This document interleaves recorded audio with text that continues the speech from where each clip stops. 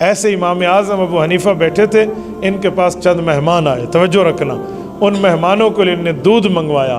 دودھ اس جیسے آج کل چائے ہے نا، زمانہ بدلا ہے تو دودھ میں ملاوٹ آ گئی ہے، وہ زمانہ خالص تھا تو دودھ بھی خالص ملتے تھے۔ تو ہوٹل میں جا کر بتایا گیا کہ دودھ چاہیے، تو ہوٹل والے نے اپنے شاگرد کو بھیجا، وہ دودھ اس زمانے کے کپوں میں لے کر آیا۔ امام ابو حنیفہ کے مہمانوں کے سامنے اس نے کپ رکھے تو امام صاحب کو بہت اچھا لگا، بچے کا انداز، بچے کا طریقہ، تو کہا بیٹا یہ کپ اٹھانے بھی آپ آنا۔ انہوں نے کہا جی ہاں۔ وہ واپس آیا تو امام صاحب نے پوچھا کیا نام ہے؟ کہنے لگا یعقوب۔ کس کے بیٹے ہو؟ کہا ابراہیم۔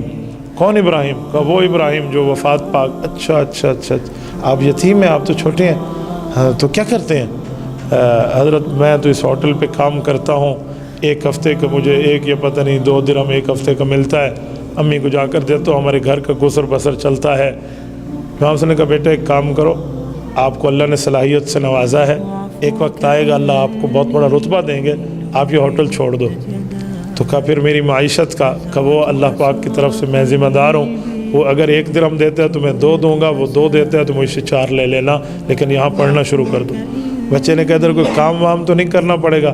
کہا جی نہیں، یہاں صرف پڑھنا ہوگا۔ انہوں نے کہا جی بسم اللہ۔ انہوں نے جا کر کب واپس کیا، پڑھنے بیٹھ گیا۔ 1 ہفتے بعد ڈبل تنخواہ ملی تو ماں کو جا کے دی، ماں کو نہیں پتہ، ماں نے کہا استاد نے دی؟ کہا جی استاد نے دی۔ تو ماں اس ہوٹل والے کا شکریہ ادا کرنے آئی، اللہ آپ کا بھلا کرے، آپ نے میرے بچے کا تعاون کیا۔ انہوں نے کہا کون سا بھلا کرے؟ تیرے بچے نے یہاں دوبارہ منہ نہیں دکھایا۔ کہا یہاں نہیں آتا؟ کہا یہاں آج بھی نہیں ہے، دیکھ۔ اچھا کہاں گیا؟ کہا وہ مولوی بیٹھے مسجد میں، اس کے پاس بیٹھے۔ تو وہ امام صاحب کے مجلس میں آئی اور یہ بچہ پڑھ رہا ہے۔ کہا یعقوب، کہا آپ استاد سے اجازت لیں، کہ میرے استاد سے بات کرا۔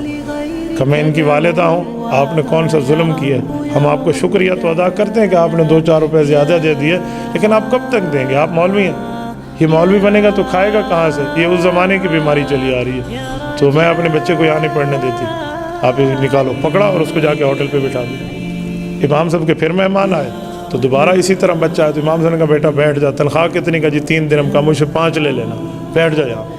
ایک بار پھر بیٹھ گیا۔ اب کی بار امی کو پتہ چلا تو امی پھر آئی تو امام صاحب نے ماں کو بڑی لجاجت سے کہا کہ آپ میرے لیے قابل احترام ہیں، میری بڑی بہن ہے، میری گزارش مانیں، اس بچے کو یہاں بٹھا دیں۔ تو ماں نے کہا کھائے گا کہاں سے؟ اللہ اکبر، یہ علم حدیث سامنے۔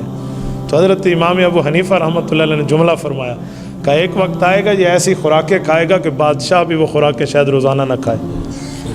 ماں نے خاموشی اختیار کی اور چلی گئی، لیکن اس کے سامنے منظر نہیں تھا تو اس نے دیکھا نہیں، چلی گئی۔ یہ بچہ پڑھتا رہا امام ابو حنیفہ سے، اور یعقوب بن ابراہیم ایک وقت آیا، اس نے دنیا نے اسے قاضی امام ابو یوسف کا نام دیا ہے، یہ وہ ہے، یعقوب ان کا اصل نام ہے، قاضی امام ابو یوسف رحمہ اللہ، بہت بڑی شخصیت ہے۔ جب یہ بغداد کے قاضی بنے ہارون الرشید کے دور میں، اور قاضی جسے ہم چیف جسٹس کہتے ہیں، عربی میں کہتے ہیں قاضی القضات، پہلے قاضی القضات جو بنے تھے بغداد میں یہ تھے، پوری سلطنت اسلامیہ میں عباسی دور کے یہ پہلے قاضی تھے۔ اور عباسی دور تو وہ ہے جس کے بارے میں سجا خلیفہ کے لیے لکھا ہے، یہ نفحۃ الیمن میں موجود ہے، کہ بادل آسمان پہ یوں سفر کرتا ہوا جا رہا تھا تو خلیفہ وقت نے بادل کو دیکھ کے کہا کہ تو جہاں بھی برسے گا نا، اس زمین کے فصل کا خراج ہماری سلطنت میں آئے گا، یعنی ان کی اتنی بڑی سلطنت تھی۔ تو یہ اس کے قاضی بنے، تو ان کو روزانہ ایک خوراک پیش ہوتی تھی، وہ کیا تھی؟ وہ پستہ، بادام، فالودہ، یہ پستہ بادام دیتے۔ تو یہ کھانے کے لیے چمچ اٹھایا تو ہارون الرشید بادشاہ نے کہا کہ ہمیں یہ جمعے کی جمعے ملتی ہے، آپ کو روزانہ ملے گی۔ خوشی کی بات تھی، ان کے ہاتھوں سے چمچ گر گئی اور آنکھوں سے آنسو جاری۔ تو بادشاہ نے سمجھا خوراک پسند نہیں ہے، اور یہ رونے لگے کہ کیا ہوا، ہم سے کچھ آپ کی عزت میں کمی ہوئی ہے؟ کہ نہیں۔ رحمہ اللہ علی استاذی، اللہ میرے استاذ امام ابو حنیفہ پہ رحمت نازل کرے، اس نے میری اماں کو کہا تھا ایک وقت آئے گا یہ وہ خوراک کھائے گا جو بادشاہوں کو نہیں ملے گی۔